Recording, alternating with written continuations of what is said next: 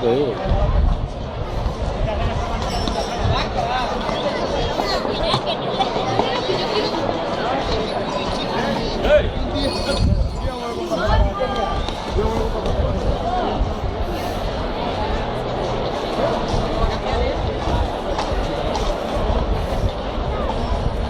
Mira, tiene una cosa blanca en el pelo.